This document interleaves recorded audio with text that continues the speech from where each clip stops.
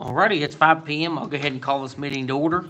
We'll begin with a quick roll call. Mr. Barton? Here. Mr. Freshhair? Here. Dr. Miller? Here. Mr. Chapman? Here. Dr. Manning? Here. We're all good. Everybody else stand for the pledge. I pledge allegiance to the flag of the United States of America and to the republic for which it stands, one nation, under God, indivisible, with liberty and justice for all. All right. We have no delegations at this time, which will move us into reports, and we'll start with student recognition. Dr. Manning.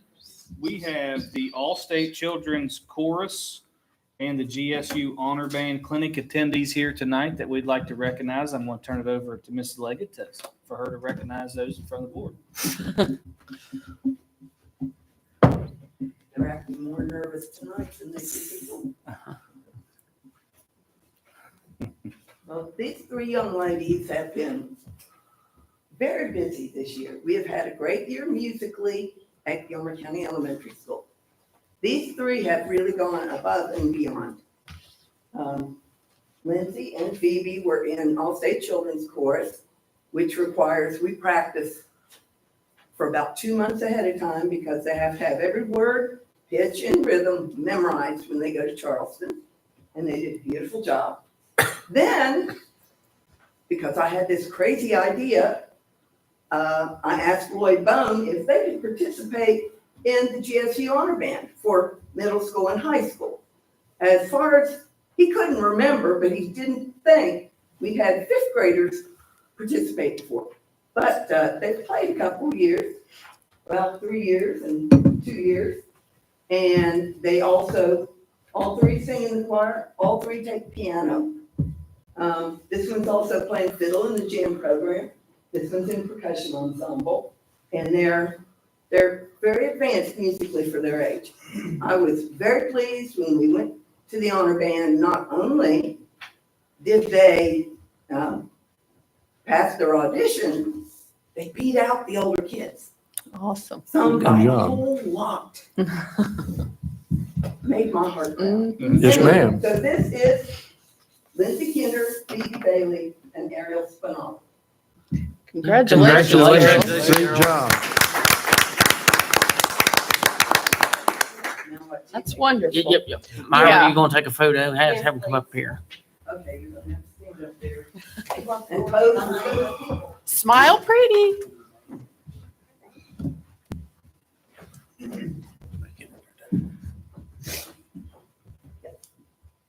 Miss Leggett, you want to Yeah. get in the picture?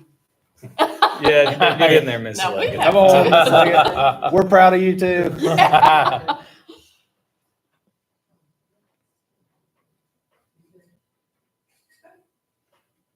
just cut Judy's arm off. I don't wanna do that. Thanks. Congratulations. Congratulations. job. Great job. Good job, girl.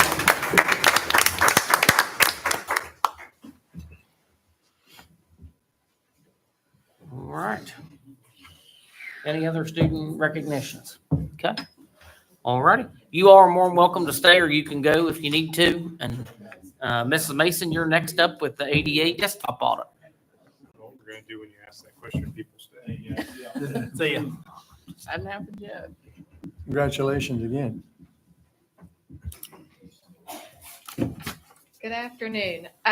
So what you have in front of you is the 2024 desktop audit, which we received last year, and then we've got the 2025 annual desktop audit. And just so you're aware, a lot of the special ed indicators run a year behind. So if you're looking at what runs a year behind, everything except for 5A, which is pulled from this year, 5A, 5B, 5C, 6A, 6B, 6C. That's this year's data.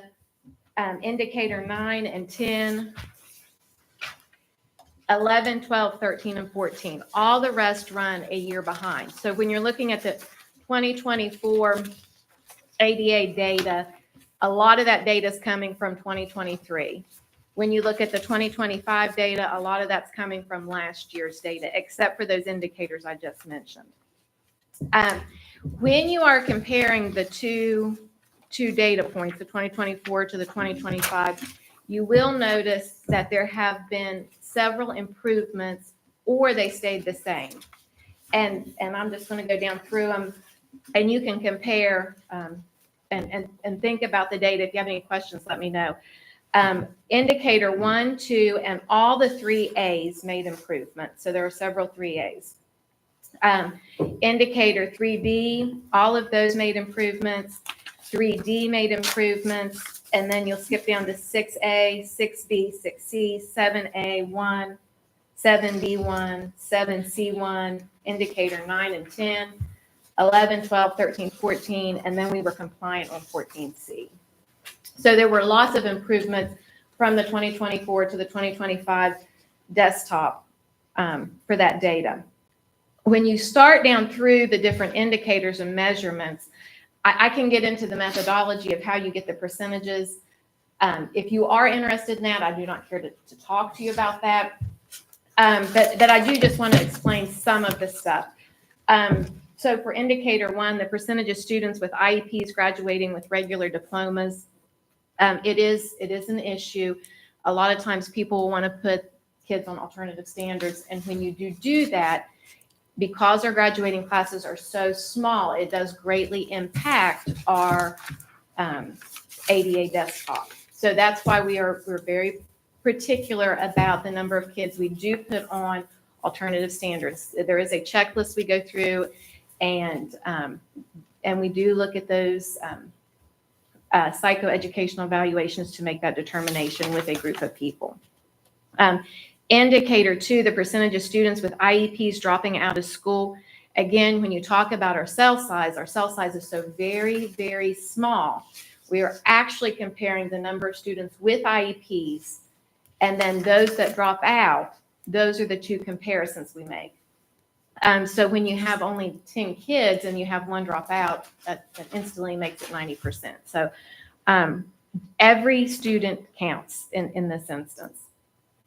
With 3A through, and there are several 3As, we only look at the assessment data from grades 4, 8, and 11, and sometimes people don't realize that in my world, the special ed world. We only look at those grades to determine what the participation rate is with kids with IEPs. So that's why we want those kids to participate in the SAT school day. We want them to participate in the GSA because, again, when you're looking at a very small cell size of kids and one kid doesn't participate, it greatly affects our ADA desktop audit. You go into 3B and you're looking at assessment proficiency. And again, these are the results from kids when they take the GSA, if they're proficient or not. And one of the things I think we probably need to keep in mind is our speech kids are a part of that data. They do have those IEPs. When you skip down to 3C, we are looking at alternative assessment, and those kids are the ones that score below the standard deviation, the one standard deviation, or they tend to have the IQ of 55 or less. And we look at the proficiency scores for those kiddos to determine if they are proficient or not. If you look at the 2024, we did not have kids participating in some of those groups, so you really didn't have that data to compare with the 2025.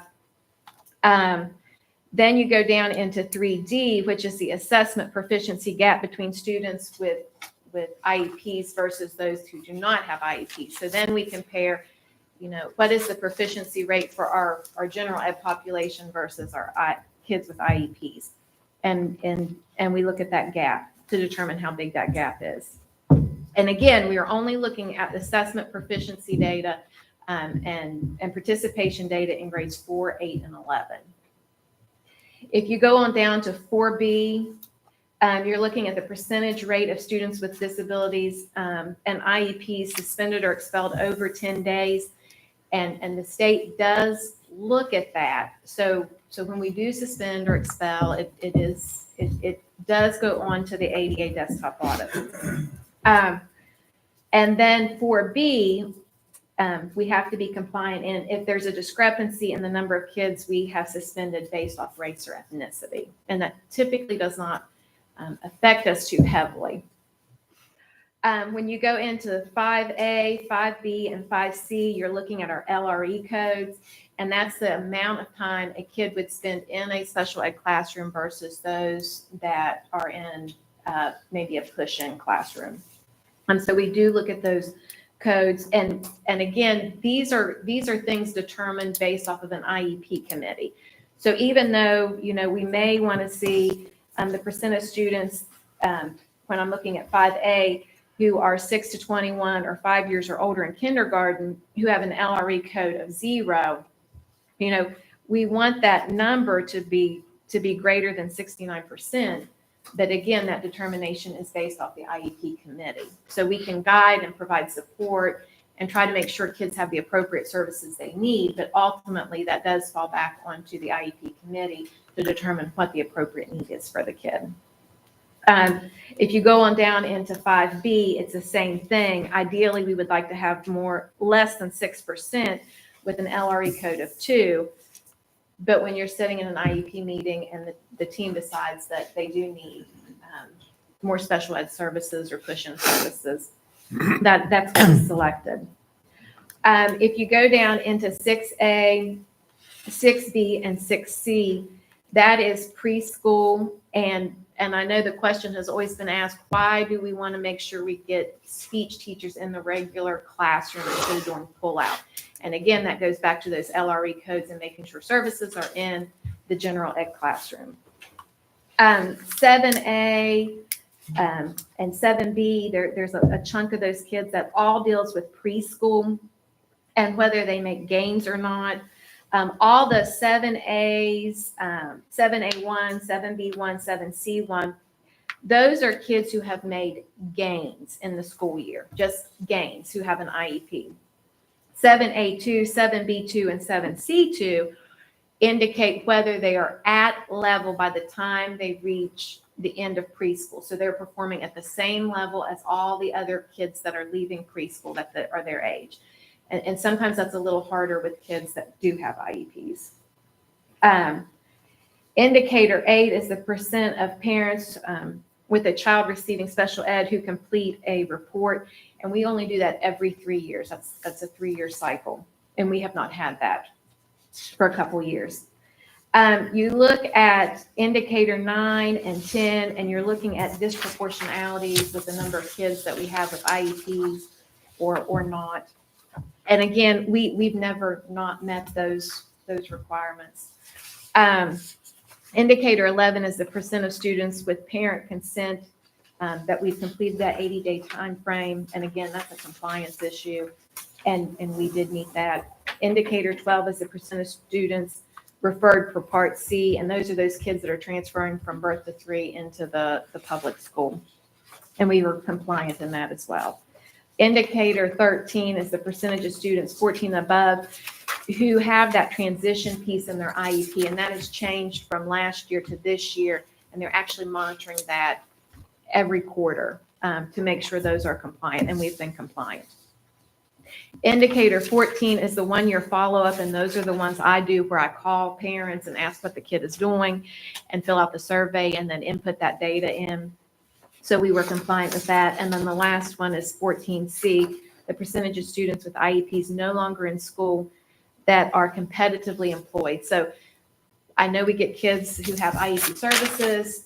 We want to make sure that when we do have them, that they're able to leave the school and either be college or career ready, because that is also a part of our ADA desktop audit.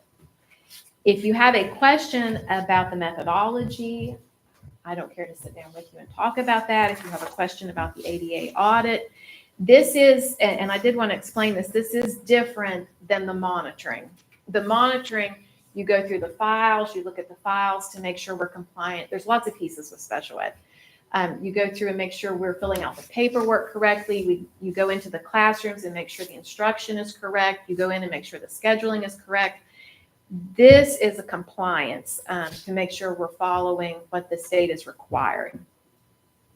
Any questions on the ADA? So special ed had 2 pieces this year.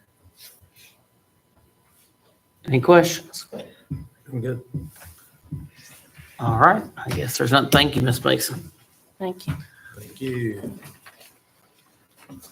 All right, that'll move us into the consent agenda, and we'll start with the minutes. Make a motion to approve the minutes of the regular meeting of April 28th, 2025. Second. Okay, it's been properly moved and seconded to approve the minutes of the regular meeting of April 28th, 2025. Is there any further discussion or amendments to that main motion? Hearing none, all in favor say aye. Aye. Any opposed? Any abstention? Motion carries. All right, Ginger, we're to bills for payment. I wanted to draw your attention to a couple.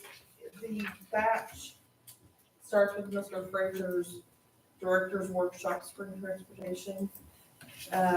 We have a reimbursement there to Mr. Cox for a large amount of money, and that is that 10-day trip out west. So it wasn't just like a little trip to Charleston. So I want to call your attention to that. And also further down on that page are some bills to catch up Charleston filter service. We're going to discuss that just a little bit further in your agenda, but this catches it up through the end of April. Those are the only things that stood out to me. Does anyone have questions? No. Make a motion to approve the bills for payment. Second. All right, it's been properly moved and seconded to approve the bills for payment as presented. Is there any further discussion or amendments to that main motion? Hearing none, all in favor say aye. Aye. Any opposed? Any abstention? Motion carries. All right, Ginger, we have budget supplements and transfers. So as you'll notice, all but one of them are supplements. So that's when we discussed a few weeks ago that things that are green and have supplement at the top are increasing our budget. So most of these are where we're getting ready for summer. We finally got the budgets for Summer Boost and Kinder Boost, as well as we have to set up a budget for food service for the same period. So we can order the food and get it cooked, et cetera. Make a motion to approve the budget supplements transfers as presented. Second. Okay, it's been properly moved and seconded to approve the budget supplements and transfers as presented. Is there any further discussion or amendments to that main motion? Hearing none, all in favor say aye. Aye. Any opposed? Any abstention? Motion carries. All right, open enrollment. Dr. Manning.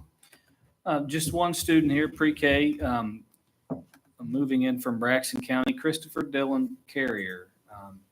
Recommend making a motion to approve open enrollment. So moved. Second. Okay, it's been properly moved and seconded to approve the open enrollment as recommended by the superintendent. Is there any further discussion or amendments to that main motion? Hearing none, all in favor say aye. Aye. Any opposed? Any abstention? Motion carries. All right, and to put us into new business, approval proposal for HVAC filter services. Dr. Benny. This is a letter that we received from Charleston Filter. They have changed hands and have put down their proposal for their filter service, continuation of their filter service, and it is just a proposal for you guys to look at, and you can see the price there that we had in a recent payment. I'm trying to get mine's not flipped around the right way, but it's a proposed amount of $12,264. And to move forward with this, we'd probably need to have a motion to approve them to be, to continue on with the proposed amount for HVAC filter servicing. Make a motion to propose that we continue with Charleston Filter Service for the 24-25 school year. Is it for last year that we're doing this or for For the coming current year. So 24-25 for the total cost of $12,264. So moved. Okay. Is there a second? There's your second, Larry? Yeah. Okay. All right, so it's been properly moved and seconded to approve that motion. Any further discussion or amendments? On that pricing schedule, we have the high school twice. I'm going to assume one's monthly and one's bi-monthly. Yeah, they're different, I don't pretend to understand HVAC, but they're different units. Some of them are only serviced monthly and some of them are serviced, twice a month. So they're running out monthly and then also not monthly. Okay. Whatever. Yeah, it has to do with the units, and she was explaining it to me. This is my first time with a contract like this, and, you know, of course, she's brand new, the company's brand new, got bought out. So we'll have to re-up this next year anyways. We will. Maybe double check. This is just to get us caught up. Double check if those are still good every other month or monthly, or make sure we Yeah, understand. I'm thinking we could probably have Steve do that with us to make sure that, this is what they have been doing. Yeah, no, I See, understand. the company has been in business, it just changed hands, so the service technicians didn't miss a beat. They kept doing what they were always doing, it was the office that had no idea what they were supposed to be doing, so that's why we're playing. We didn't catch up get with all billed. of those paperwork. Looks to me. That's, I understand. It just As a matter of jumped out fact, at me. with the bills, I asked her for documentation, so with each bill, I have each date the technician came and the initials of the technician, so I could prove that it did actually happen. And we answered my other question, which was, what year was it for? So Yeah, good. current year. Any other discussion? All righty, hearing none, all in favor, say aye. Aye. Any opposed? Any abstention? Motion carries. All right, on to approval of mowing bid. Dr. Manning. I am going to refer this to Mr. Frazier. He can kind of give you an update on the status of the bids, and then we'll submit. You guys have the bid here in front of us, but I think that we only received. We did only receive the one bid. Right. We sent it out to 4 people. We advertised as we normally do. We did everything we normally done. Ramsey Lawn Care was awarded 3 years ago. We did extend 2 years. We are to the point we had to bid it out again. You can only have a max of 3 with the bid. So it was just a bid year. Like I said, last time we bid it out, we had 8 vendors bid. Unfortunately, this time I reached out to 4 local businesses that I put on your chart there.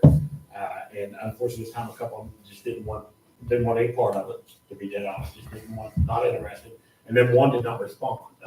2 of those vendors that I reached out, just like Ramsey Lawn Care, have done it in the past. Leggett Lawn Care had done it in the past, and Grass Be Gone had done it in the past. They just lost bids. They lost the last bid to Ramsey Lawn Care. So I reached out to anybody I knew of that I thought would be interested, and that's just what we've got. It is Ramsey Lawn Care. The work has been satisfactory, very satisfactory the last 3 years. In fact, I would say the best that we have worked with since I have taken over facilities and lawn care. So I have no problem. It did increase a little bit, but everything in life has increased a little bit. No problem at all recommending Ramsey Lawn Care $25,000 for our lawn maintenance. So yeah, I would recommend making a motion to approve the mowing contract to Ramsey Lawn Care for $25,000 from July 1, 2025 to June 30th, 2026. So moved. Second. Okay, it's been properly moved and seconded to approve the mowing contract to Ramsey Lawn Care for $25,000 from July 1, 2025 to June 30, 2026. Any discussion to that item? You can't find anything better to do on your retirement? Yeah, and I'll say that I agree with Mr. Frazier. I mean, the services, it really looks good. Gerald's done a great job, and I think we're keeping it local was better than sending it to somebody outside that may not understand it as well as the local people do. Couldn't agree more. Any further discussion? All right, hearing none, all in favor say aye. Aye. Any opposed? Any abstention? Motion carries. Thank you. Yep. Thank See ya. you. Thank you, sir. All right, so we're to approval to move board docs to Diligent Community Platform. Dr. Manning. So Board Docs is going away, the platform itself. Diligent is the new platform that will house the information, and it's supposed to be a better software, a faster software, more modern, more secure. And Neola is moving to Diligent as well. And this would be what we house our board meetings and our executive content and all of that type of thing on there. It does have some features that are very nice. It will allow us, instead of printing our packet one thing at a time, it will allow us to hit print on our entire packet. It has the search feature. It has all of those same features that we currently utilize to run our meetings with. And there is an associated associated costs with it. Board Docs is a little bit cheaper. It's an outdated platform at this point in time.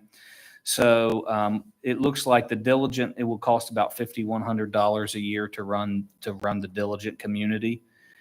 And we would like to utilize this because that's what our policies will be on.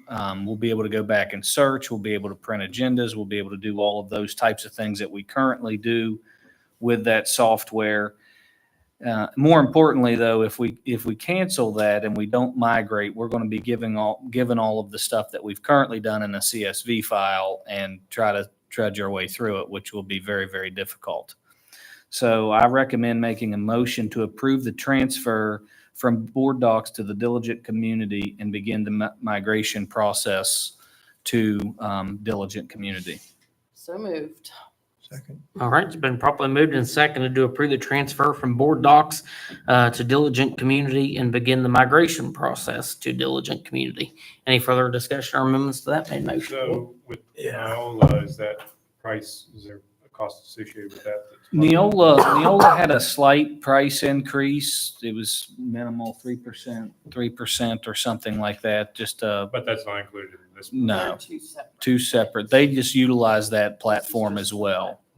When did we pay our last subscription of Board Docs? September is when it renews. So, all right. We have to- our So we're right, migration is- coming on. We're trying to the last migrate couple- before. Yeah, Yeah. coming the last couple months, yeah. Good with that. Okay, any further discussion? Hearing none, all in favor, say aye. Aye. Any opposed? Any abstention? Motion carries. All right, we're going to County Board self-appraisal results. Dr. Minnie. Okay, the self-appraisal, I'm just going to go down through the responses. Let me make this a little bit bigger. That's pretty small I've got here. Okay. Just going down through the questions. I can communicate the county mission. We had 4 board members that strongly agreed, 1 agreed. I believe in learning for all, whatever it takes. We had 4 that strongly agreed, 1 agreed. I make decisions as a board member based on established mission of our county. 4 strongly agreed, 1 agreed. Board members share a commitment to the county mission. 5 strongly agreed. Our board meetings include meaningful discussion about county goals as means of achieving them. 3 strongly agreed, 2 agreed. Our board expects central office staff to be committed to all students obtaining mastery. 4 strongly agreed, 1 agreed. My commitment as a board member impacts my actions and my expectations for students and staff. 4 strongly agreed, 1 agreed. Our board evaluates the superintendent based on board goals, expectations, student achievement, and compliance with state policy and West Virginia Code. 5 strongly agreed. Our board members provide feedback to the superintendent when appropriate. 4 strongly agreed, 1 agreed. Our board upholds a clear set of expectation of performance and professional qualities when hiring and evaluating the superintendent. 5 strongly agreed. As a board member, I have the necessary information to make decisions about issues. 3 strongly agreed, 2 agreed. Student performance and well-being can be measured effectively. 4 strongly agreed, 1 agreed. Our board engages in frequent, meaningful conversations about improving student achievement throughout the district. 4 strongly agreed, 1 agreed. Our board has specific, measurable goals, frequently monitors progress towards meeting them, and makes changes as needed. 2 strongly agreed, 3 agreed. Our board operates effectively as a policy-making body. 4 strongly agreed, 1 agreed. Decisions and actions of the board are grounded in state and local policy as opposed to focusing on management. 4 strongly agreed, 1 agreed. All potential countywide issues are referred to the superintendent for management. 4 strongly agreed, 1 agreed. Our board has an established and a schedule for reviewing policies for relevance and alignment to state and West Virginia Code. 4 strongly agreed, 1 agreed. Our board's behavior aligns with established norms and operating procedures. 4 strongly agreed, 1 agreed. Our board allows the expectation, our board allows and expects the superintendent to serve as the chief executive officer and run the day-to-day operation of the school system. 4 strongly agreed, 1 agreed. The relationship between the board and the superintendent is one of mutual respect, open communication, trust, and confidence. 5 strongly agreed. The authority of the board is as a corporate body and not as an individual member. 4 strongly agreed, 1 agreed. Our board goals are established and communicated to one stakeholder. 4 strongly agreed, 1 agreed. Our board has an established process for communicating information with the public. 4 strongly agreed, 1 agreed. Our board meetings effectively allowed time for both board business and input from community members. 5 strongly agreed. Our board procedures for allowing public comment are fair, clear, and consistent. 5 strongly agreed. Board members attend school, district, and community events throughout the year when possible. 4 strongly agree, 1 agree. When speaking publicly regarding a county issue, board members align their statements with board official positions and issue. 3 strongly agreed, 2 agreed. Our board communicates with government leaders on issues dealing with public education. 4 strongly agree, 1 agree. And that is the end of the survey. The one, it was a very good survey. There wasn't a single statement that the board disagreed with, which I think is a very good indication of an effective board. The one place that I thought would be a place to start, our board has specific measurable goals, frequently monitors progress towards meeting them, and makes changes. The 3 people agree, but they didn't strongly agree. So that might be an area that we can start putting some additional information on the board meeting agendas and doing some follow-up with that type of reviewing our goals more frequently and the progress towards meeting them. Right now, we're doing that pretty often, quarterly at least, but we could maybe share out those goals and exactly where we're at more often. And that was the only area that we had just more than one agree. So I was very happy with it. I thought it was a very good board evaluation, and it seems like you all are a pretty effective board. Good job, guys. You're up. All right, so I can move some agenda items around and just save some time and not make everybody stay here all night. So we're going to skip superintendent's evaluation at this time and move into personnel, Dr. Manning. So the personnel agenda, under professional, recommending Dylan Day, resignation, substitute teacher, recommending Billy Freeland to be hired as a restricted substitute teacher. Make a motion to approve the professional portion of the personnel agenda. Second. All right, it's been properly moved and seconded to approve the professional portion of the personnel agenda. Any further discussion or amendments to that main motion? Hearing none, all in favor say aye. Aye. Any opposed? Any abstention? Motion carries. On to service. Recommendation to hire Abigail Shiflett, substitute transportation aide, and Sheila Gross, substitute classroom transportation aide. Make a motion to approve the service portion of the personnel agenda. Second. Okay, it's been properly moved and seconded to approve the service portion of the personnel agenda. Any further discussion or amendments to that main motion? Hearing none, all in favor say aye. Aye. Any opposed? Any abstention? Motion carries. On to extracurricular. There is no extracurricular at this time, is there? And then, all right, one to rescind transfer 2025-2026. We have one pot of funding out of the ones that we have checked on, and I've heard word from Tawny Bryant that works with the West Virginia Department of Health and Human Resources that the grant will be available, and we have the opportunity to apply for that grant. So we believe that we will have that funding available to us based off of that information. So I would like to make the recommendation there to rescind the reduction in force for Joanna Stansberry as for the 2025-26 school year. And on the other end of that, because that's a transfer, excuse me, to rescind her transfer, that will then also rescind the reduction in force of Stacy Butler, which she was transferring into that position. Does So that make moved. sense? So moved. Okay, Second. is there a second? I got a motion and a second. So, all righty, we're gonna approve let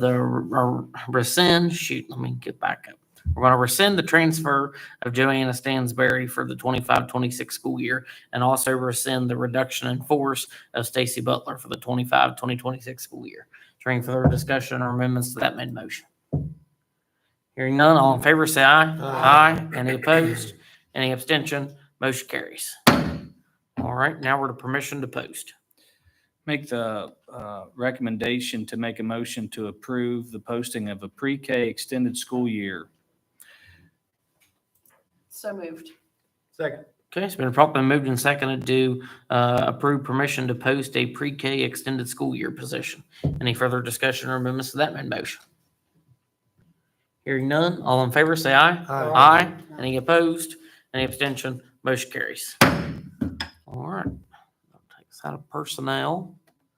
And we'll go to continuous improvement, and we have a discipline report by the principal. So whichever one of you want to go first.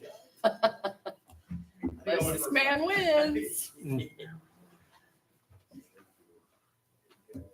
probably a couple extras there, but if you want to take one of those, pass it down. The first report that you have is just changed from student referrals by year. When you're looking at that, I really like to flip the second page over, and at the very bottom, the totals. And I like to start there and look at the totals and work my way back. This is just the way it prints, just because we're looking at that. When you're looking at this, we are having a positive year when it comes to referrals. I don't really get caught up completely in the amount of referrals. Right now, we're working with our PBIS team to build on that. And our biggest focus is to pull each piece as we go through here and how do we improve it. So not so much to get caught up. Yeah, we're excited that the referrals are down. That's a great thing, but we want it lower and we want to keep it getting that way. So how do we get it there? We want to work with that PBIS team moving forward with it. There are a few pieces here, and actually, I don't know if Mr. Price has the same thing. He may talk about it in a few seconds. I'm not sure why there are blanks within certain areas and certain years here as you go through from 2021 and moving forward as you see gaps. I'm not real sure why that's popping in there like that when we print those off. But the one thing is we look through and it'll give you, I wanted to include that report because it does have that total at the very end to date as of about 2:30 today where that stands. But it gives you a little bit better idea on that second report, offenses by type. And that will be the next report. If you turn over there, that we can see that the high volume is still the disrespectful and inappropriate conduct within the school. And that is just within the whole school community there. So, and then obviously failure to obey rules and authority, however that is put in. And those can be one and the same at times. But once again, our focus right now is to pull these pieces and work with our PBIS team and move forward here during the summer to keep building on that team to find ways to improve on each category. And then this is a report that we pulled each time that I have offenses by grade. Still right there, middle school is still that high volume of referrals. And with the seventh grade is our highest amount with 137 referrals for the academic school year. And then the final report is just the discipline referral decrease week over week. This is just it gives you a visual of comparison from year to year. 2020, 22, 23 is at the top, and 24 and 25 is at the bottom. So you start seeing those lighter comparisons, which is a great thing. And then from week to week, those are a little bit different at times because school starts maybe a week different, or spring break can be different from a different week. But as you go down through and look at the week 2 and week 3 moving down for the last 3-year comparison, those numbers are an improvement as well. Any questions at all? How many of your offenders are repeaters? I do not have that number. It's a great thing. It's a high volume. I don't have that. I'd hate to give you an exact number. I can definitely get that number. It is a high volume. And I can get that number, and there's actually a way to pull that within Weavis that I can get that number. How many of them that are repeaters are in the SAT process? They should be at that point when we have the behavior. I don't want to listen. I'd be upfront with you. I'd hate to say every one of them. If we're getting to that point where we're becoming habitual and we're getting that when we're progressive with everything and we're getting that point, they should be going to the SAT process, and not just because of the discipline pieces, but for the intervention pieces that we need to provide. Right, because then the next question would be, if you cited them, how many of them have seen the error of their ways, in a matter of speaking, and the behavior has changed? And it really right now is what's happened is some of those, and some of them I have actually, with expulsion, and some have gone to the ALC right now. Those behaviors are continuing right now. So our focus right now is not necessarily those disciplinary pieces, but to continue with the intervention pieces on that, and to try to keep it. And it may not the first time, the second time, but to continue doing that as they keep going, as we have to still be progressive with that discipline. But each time, even in Weavis, we have to have that intervention that we're providing there. So to continue with those each time. Clear down to the court system, Mr. Barton. We have kids that's had incorrigibility filed to get the court system involved, because they are repeat offenders, and they've had about everything that we have as far as, and you get down to a point where you got to get the court system involved to get Right. them to order them to. That's kind of the end game. I mean, there's so much you can do, and if you've done that, is it working? And if it's not, then that's why I asked those questions. And there's a point of diminishing returns and where you stand. But I can definitely, and it's a great number to have, and I need to have it on my hand anyhow here with the repeat offenders and the percentages, and that's a number that I can definitely get with the five. What was it? The 541, and how many of those are repeated? I do know, and I just say I don't have the number. That's high. Whenever you do your last ones, it'll help you out too, is to know where those are at. So when you figure that out, then you can the last one you present and let us know where you stand. That way you can figure out. You'll be figuring out your game plan for next anyway. Any other questions from Mr. Fox? Hearing none. Thank you, sir. Appreciate it. Fox. Mr. Price, you're up. Good evening. Mr. Barton, assuming you asked me that same question, I should say the same answer. I figured you'd have them scribbled down at the top already for it.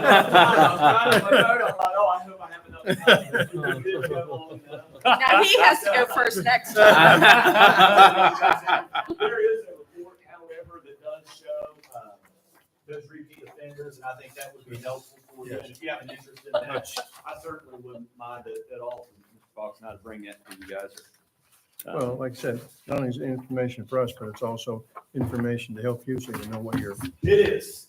And that Zoom where these reports come, this is the educator portal for educators to see data like this in a little bit more of a friendly way than what Weavis does. But it does graph some of that and gives us some helpful information.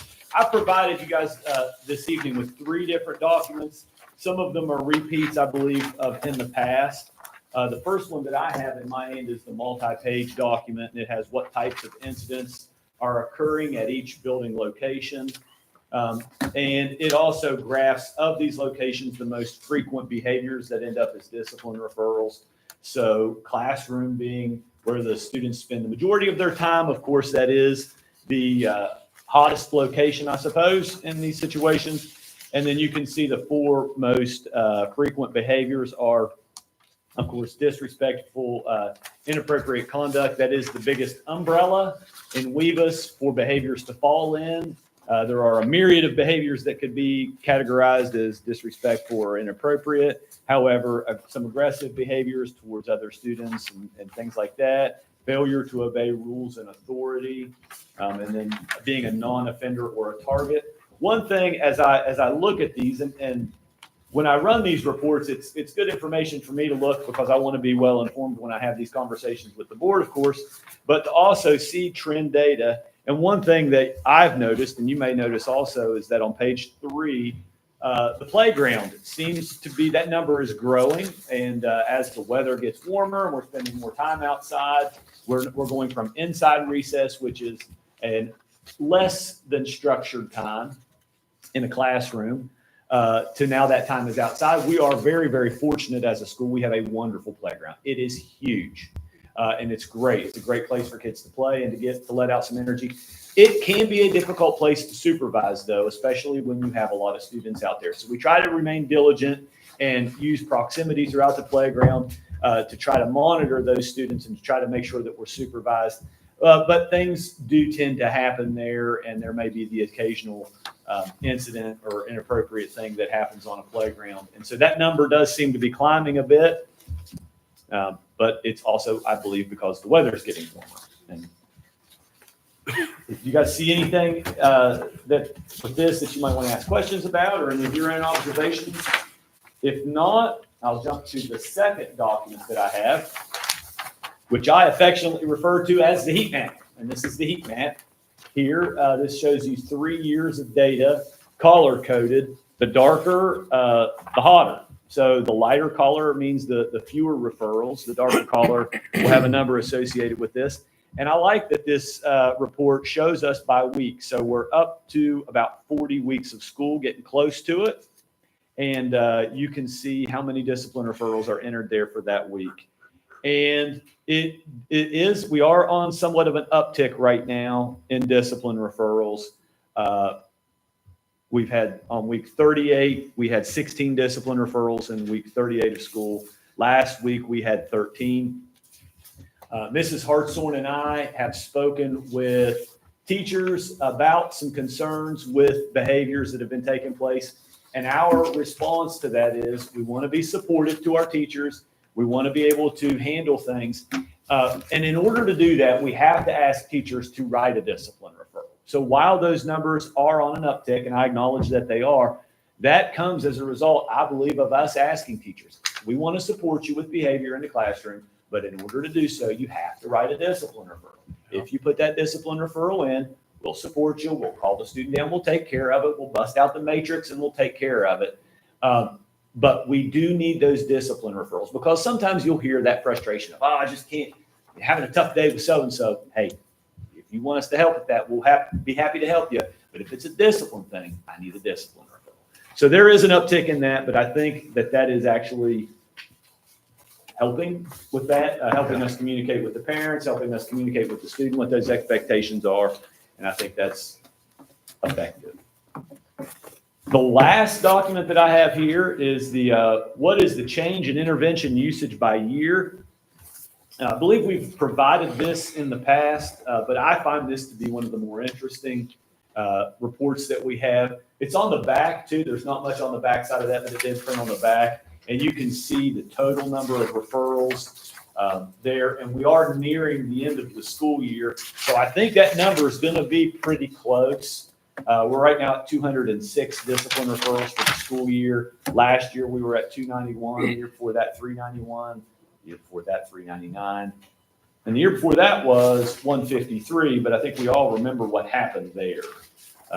We didn't have quite a full school year. I won't even go there with that. But anyway, and I don't have that report, but Mr. Barton, there is a report that does provide that information. So I'd be happy to get that. This is typically, I think the last time that I presented this data was also the same data that I provided with the school's LSIC, which we're going to be meeting next week as well. So I'll be presenting this information to the LSIC at that time as well. I believe that's next Monday, but we'll put that out on our social media and it's on our calendar as well. Happy to answer any questions or hear observations or things like that. You guys see anything? I don't know, just looking at your heat map, both your all as what you would say your heat maps. It looks like though we're moving in the right direction. You look at it holistically. Absolutely. I know, but you got to think of it as, you're making these children into young adults. And, and you can see like in Mr. Fox's, as he gets to that, sophomore, junior, senior class, how those start to dwindle away. So, we are making them little humans and. Yeah. Yep. And I'm gonna tell you, there's a lot of adults that have Oh, inappropriate yeah, comments that's or true, too. disrespectful behavior, so But we aren't it looks magic like whatever we're doing, workers. it's working is all I'm saying. It's working. Yeah.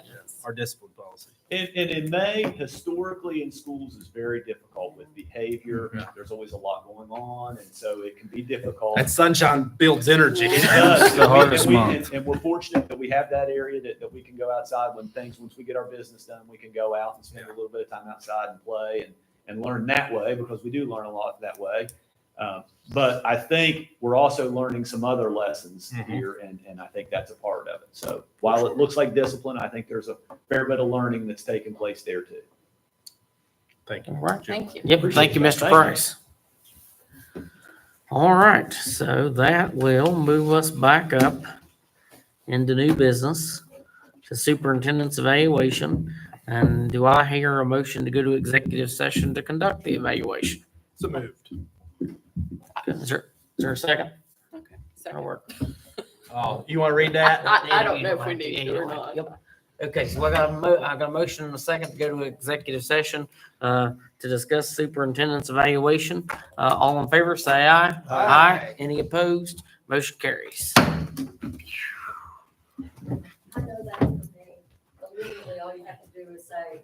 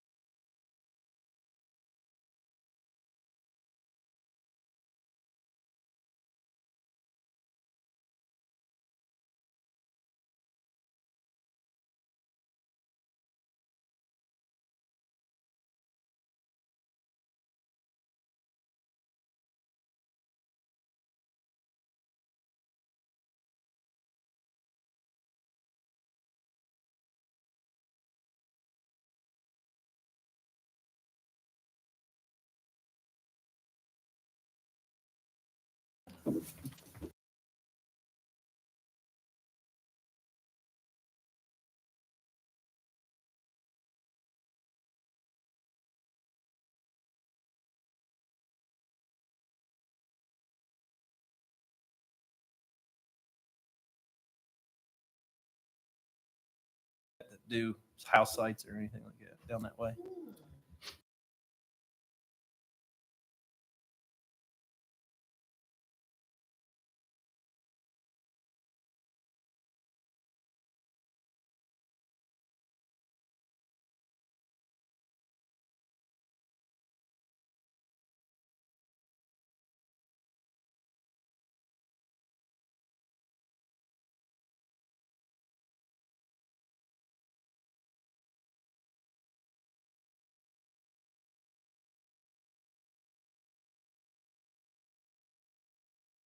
Two 1 acre tracts, just right past. Now they're gearing up for their Canada trip. I'm gonna sell one of them to Didn't fly to get, pay for, I leave Thursday like, morning. early, not trying to really get pay back for it, but next like thing, so I'll pay be to here work on my Friday. side. Yeah. Yeah. Okay, It's like a little community of just like cabins. It's really cool. Well, Karen and I are going My to sister. Friday, and we're gonna spend the night with Kate. The rest of the Yeah. family stuff.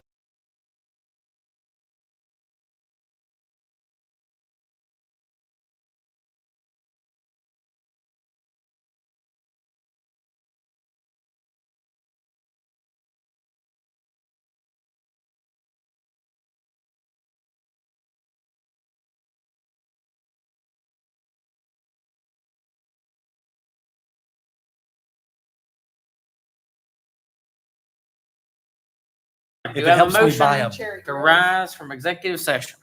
So moved. Second. All right, it's been properly moved and second. We rise from executive session. All in favor, say aye. Aye. Any opposed? Any abstention? Motion carries.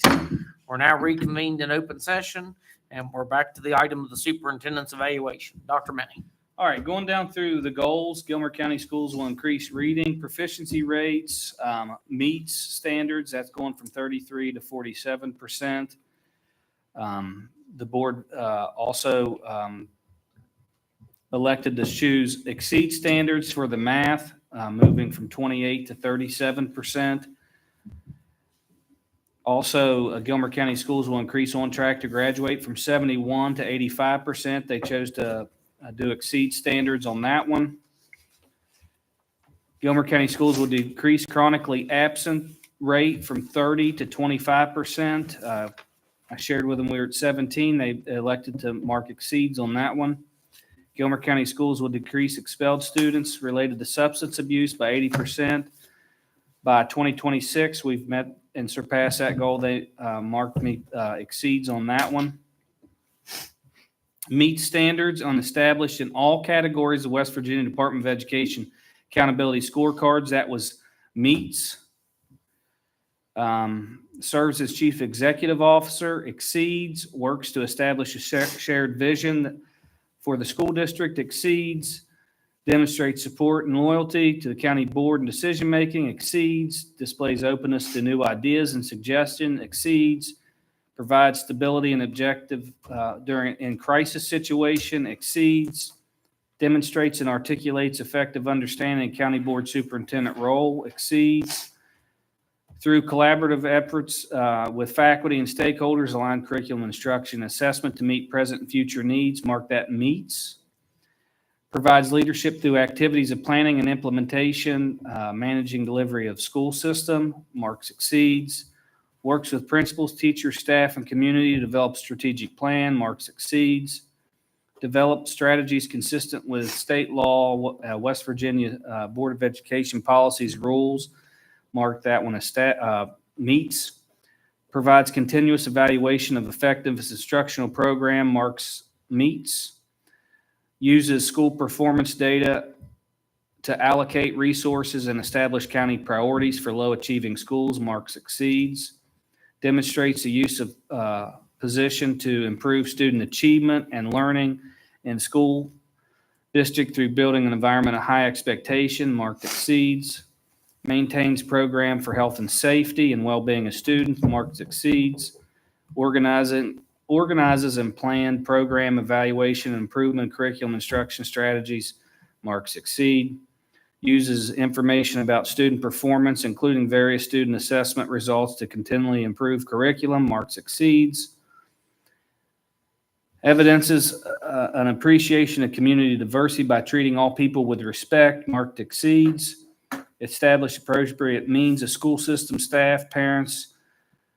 I think that's a typo there. Integration, that's not right. The business partners, Marks meets. Serves as a liaison between community to resolve complaints. Marks meets. Monitors operations of school districts, local school improvement councils. Marks exceeds. Establish effective procedures, practices for dealing with emergencies. Marked exceeds. Evaluates county board financial needs. Marked exceeds. Reports to the county board financial condition of the school system in manner prescribed by the board. Marked meets. Demonstrates a prudent and informed approach to budget planning. Marked meets. Keeps abreast of physical needs of the system, how the needs impinge upon the board budgeting. Marks meets. Maintains a systematic approach in securing qualified applicants for professional and service. Marks exceeds. Plans the professional growth of all employees, providing comprehensive staff development. Marks exceeds. Seeks to develop a collegial work relationship with school personnel, treating all school personnel fairly. Marks exceeds. Delegates authority to staff members appropriately to the position each holds by providing them sufficient latitude to manage their designated area. Marks exceeds. Gives constructive input to and monitors duties, responsibilities, and conducts school administrators. Marks exceeds. Uses established county board vision, mission, goals, as well as mutually developed board superintendent goals. Marked exceeds. Provides the county board with information relative to emergency situations. Marked exceeds. Keeps the board informed about progress and achieving district goals and objective based on board array of information. Marked meets. Serves as a secretary of the board. Supervises the preparation of agenda, supporting papers and minutes. Marked exceeds. Submits accurate reports related to documents to federal, state. Marks meets. Ensures the county board is involved in training and development activities which lead to individual growth. Marked exceeds. Informs the county board in a timely manner about rules and regulations of West Virginia Board of Education, state and federal law. Marked exceeds. All righty, I'll make a motion that we accept the superintendent's evaluation as presented. Second. Go All ahead. right. Tell he's got it. It's been properly moved and seconded that we accept the superintendent's evaluation as presented. All in favor, say aye. Aye. Any opposed? Any abstention? Motion carries. All right, we finished that new item, which will lead us back down to superintendent's update. Dr. Minnick. Okay, just a couple things. We are wrapping up testing. We're very close on that. The data will be embargoed, so I know you guys are very anxious to get that out there. We have different charts and data that we're going to be sharing. We're going to be publishing in the newspaper as soon as we possibly can. I feel like we've had a really good year for test scores, and we want to get that information out and highlight the work of our teachers and students. One thing I want to say about in a part of the update is I want to say thank you to the parents. We had excellent attendance and excellent participation in GSA. We made several call outs. The parents did their work on their end. The students did their work on their end. And I think that we're going to reap the benefits of it as a school system. We're currently benchmarking K2, our final benchmark with iReady, so we can take that data and move on. And the final thing that I will close with is there's a ton of events from here to graduation. Take a look at your calendar, pick out the ones that you'd like to attend. If you can attend, great. We got the honors banquets this week. So any of those you're greatly appreciated at. We have sports teams competing right now. They're doing very well. So we're ending strong, good academically with athletics, and hopefully we'll end the year with very few problems, and we've had a good year this year. So we have a budget meeting next meeting on the 27th. We're going to be doing a training like we have done the past few years, showing you where the buckets of money come from and where everything gets put and approval of the budget. and we're about finished up. So just want to tell everybody they're doing a good job, and it shows with student achievement. So we appreciate everybody's hard work. All righty. Thank you, Dr. Minnie. That'll move us into board member comments, and we'll start with Mr. Chat. Nothing. I'm just happy that the year is coming to close and it's been good. I want to thank Dr. Minnie for his role as leader of our system here and his guidance and today's meeting. You know, when you go and you look at these numbers with everything from test scores to discipline, you can see that we're moving in the right direction. So and thank you to you guys. It's a joy to work with you. All righty. I don't have anything this time, so we'll move to Dr. Miller.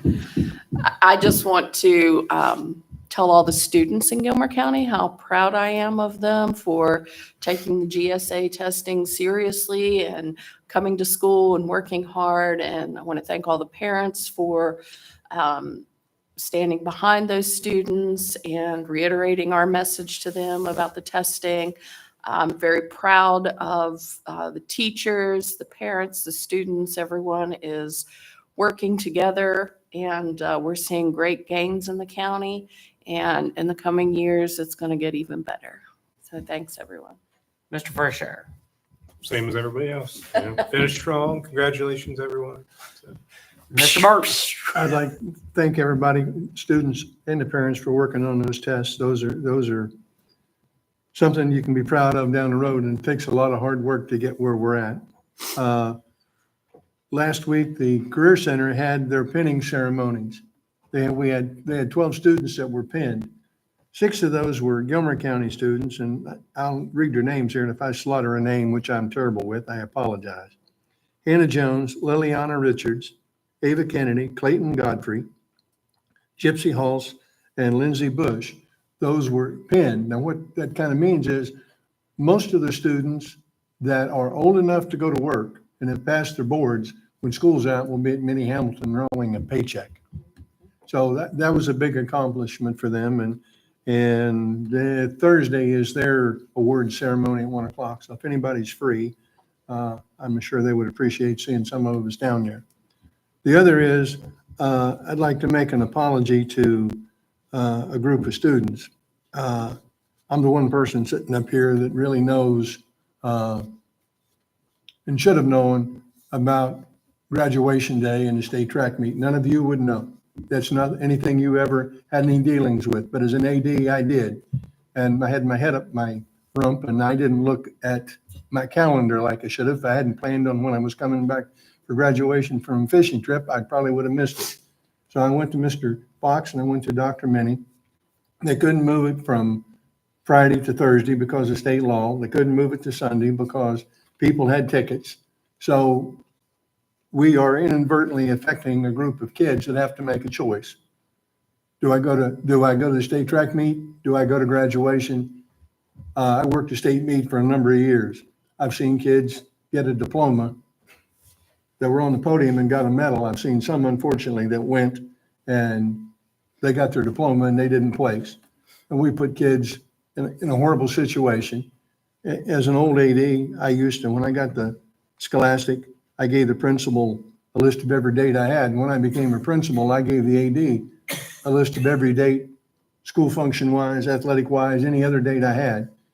You know, administration 101, they teach you communicate, communicate, communicate. And unfortunately, for some odd reason, this went through the cracks, and we have a group of kids that if they qualify Friday night, and a lot of them should, they're going to make a decision that I made a promise to myself 24 as an administrator for over 25 years that I never violated. And that was I never made a kid make a choice between 2 important events in their life. And 20 years after that, I broke that promise. So I'll do my level best, and Dr. Minnie and I know Mr. Fox are going to see that problem doesn't exist, but it's a terrible thing to see those kids be affected. Maybe they're whatever it is at the meet will go first and they'll be able to get back. It's already, the schedule's already set. Times are set. They qualify, some of them either choose to compete or They don't. Right, like there's no way of making it back. Yeah. No, Yeah. no, couldn't. Dr. Minnie, him and JT, Mr. Fox looked and no, this year non-correctable. We'll But- fix it for next year. Yeah. But, Where is Our Greenwood? apologies for this year. It's Waco Center. Waco Center. so, Any further comment, Mr. Ward? no. All right. Do I have a motion to adjourn the meeting? Second. All righty, it's been properly moved and seconded to adjourn the meeting. All in favor, say aye. Aye. All opposed, meeting adjourned. Junior, check us out there.